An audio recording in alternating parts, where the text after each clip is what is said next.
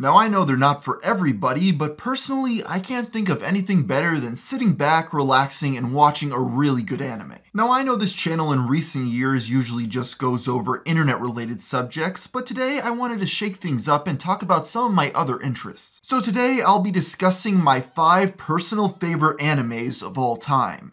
Now before I start this video, I want to make it very clear these are my personal opinions, and a lot of you may disagree. If you don't see your favorite on this list like the X-Files or a pup named Scooby-Doo, please do not get angry. As I said, it's just personal opinions. It's sad that I have to say this up front, but there's always that one guy in the comments that will get mad. Starting off at number 5, we have King of the Hill. And unlike other shows in its category that are very over the top and extreme because they can, this show really keeps it down to earth. It's about a guy in Texas who's a propane salesman and his friends and family. Now I know a lot of people may be asking, how is that entertaining? Well, the ticket is the show has a great cast of characters and the people behind the scenes really know how to write them. The show was created by Mike Judge, who you may also know for creating Beavis and Butthead and Silicon Valley. And if you like either of those shows, you have a really good chance of enjoying this one. So again, you should really check it out if you haven't already. Next up, we have none other than Downton Abbey. Now these are one of those animes that everybody's heard about, but no one has given a chance, and that's really a shame because quite frankly, it's really good.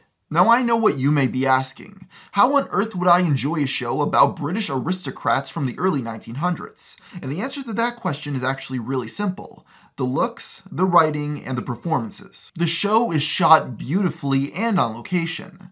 One thing that I really like is that when they're upstairs, there's a lot of smooth dolly shots. But when they go downstairs to the servants' quarters, it's a lot of shaky cam. It really shows the contrast, and little things like that I really appreciate it. As for the writing, the show is really able to get you attached to the characters and relate to them, even though you may on the surface not have anything in common. The story is brought to a whole other level with a great cast of characters. I really can't think of a single bad actor in the entire show. The only downside I can really think of is it kind of drags in season 5, but other than that, you should really just go and watch it for yourself. For number 3, we have Johnny Test, and quite frankly, this anime is a masterpiece. The star of the show is Johnny, who is often dragged into different dilemmas when his twin sisters make him the guinea pig of their experiments. I think what makes it really great is the ethical questions that the program brings up. An example of this would be the episode 101 Johnnies, where Johnny creates 100 clones of himself to do his chores. This brought up a lot of good points, like just because we can clone a human, should we?